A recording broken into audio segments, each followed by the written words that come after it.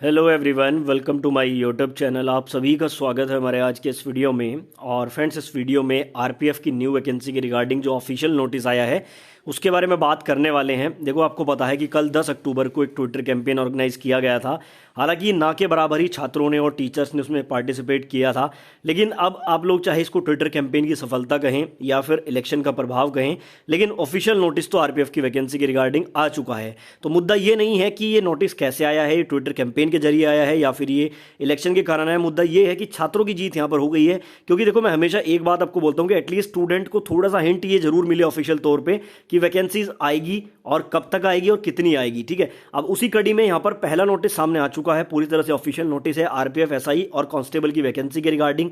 और सीधा सीधा रेलवे का इंडिकेशन है कि जल्दी आपको आरपीएफ एसआई कांस्टेबल की वैकेंसी देखने को मिलेगी। देखो, अभी तक सिर्फ लग रहा था कि एलपी टेक्नीशियन की वैकेंसी आएगी, आरपीएफ की कोई बात नहीं कर रहा था, लेकिन आरपीएफ के रिगार्डिंग भी इंटरनल नोटिस सामने आ चुका है। तो चलिए, विदाउट वेस्टिंग एनी टाइम हम इस इंटरनल नोटिस को देख लेते हैं और क्या कुछ इसमें दिया गया सारी बातें डिस्कस कर लेते हैं। उससे पहले चैनल को सब्सक्राइब कर लेना, क्योंकि देखो हर स्टेप पे आपकी हेल्प की जाती है। जितने भी रेलवे एस्पायरेंट हैं उन सभी की हेल्प की जाती है हमारे चैनल के द्वारा। तो पूरी तरह से रेलवे एस्पायरेंट को डेडिकेटेड है हमारा चैनल, इसलिए थोड़ा सपोर्ट आप लोग भी दिखाइए। देखो, यहाँ पर ऑफिशियल नोटिस आपके सामने है। बात करें तो कॉन्फिडेंशियल है, यानी कि इंटरनली वायरल हुआ है, किसी वेबसाइट पे आपको नहीं मिलेगा। इंटरनली बहुत सारे नोटिस ऐसे सामने आ जाते हैं।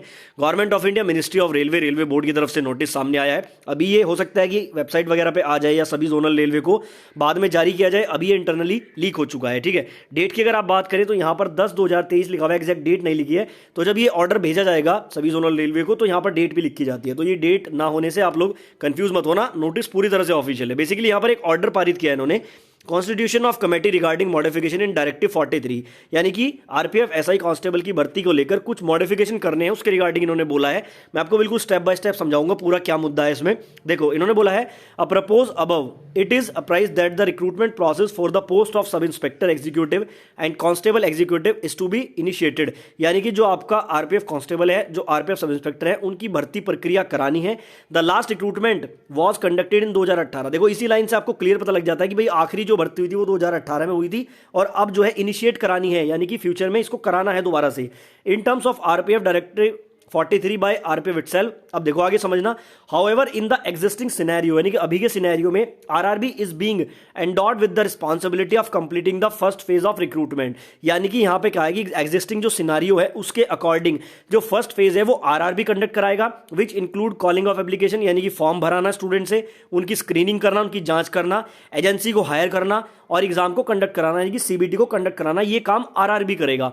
And the second phase would be completed by RPF itself, और उसके बाद जो आपका पीईटी होता है, पीएमटी होता है, डीवी मेडिकल होता है, वो आरपीएफ आपका खुद कराएगा। तो सीधा सीधा यहां पर इन्होंने ये बोला है कि फर्स्ट फेज जो है वो आरआरबी के द्वारा कराने के बाद सेकंड फेज आरपीएफ खुद कराएगा। आगे बोला गया, in this regard directive 43 needs appropriate modification before the intimation of recruitment regarding modification in directive 43। और यहां पर इन्होंने कमेटी बनाई है जो इसकी, यानी कि इसके लिए एक पूरा ब्लूप्रिंट तैयार करेगी, जो ये चीजें होनी है। तो सीधा सीधा इंडिकेशन है कि भाई आरपीएफ की जो वैकेंसी है वो डेफिनेटली आ रही है। और अभी आगे आप डेट देखेंगे तो आपको और भी ज्यादा यकीन हो जाएगा। थर्ड पॉइंट में क्या बोला है उससे पहले देख लो, ये 3 मेंबर्स की कमेटी यहां पे बनाई गई है। Since first stage of recruitment is to be conducted by RRB, यानी कि पहला जो स्टेज है वो आरआरबी कराएगा, जिसमें आपके फॉर्म भराना, स्क्रीनिंग करना, ये सारी चीजें सीबीटी कराना।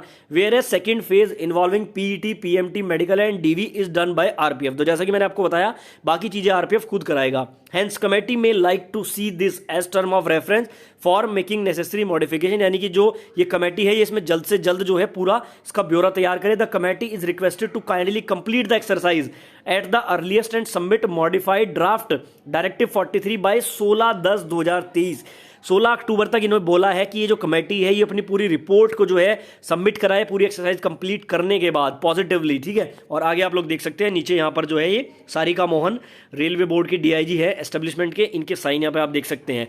तो पूरी तरह से ऑफिशियल नोटिस है और पूरी तरह से आपको ये यकीन हो जाना चाहिए अब कि आरपीएफ एसआई कांस्टेबल की वैकेंसी आ रही है, क्योंकि कमेटी गठित होनी है। 16 तारीख को रिपोर्ट पेश होनी है, 16 अक्टूबर को। मान के चलो अगर 16 अक्टूबर के बाद ये नवंबर दिसंबर के आसपास आपकी वैकेंसी आ जाती है तो इससे बढ़िया कुछ भी नहीं होगा।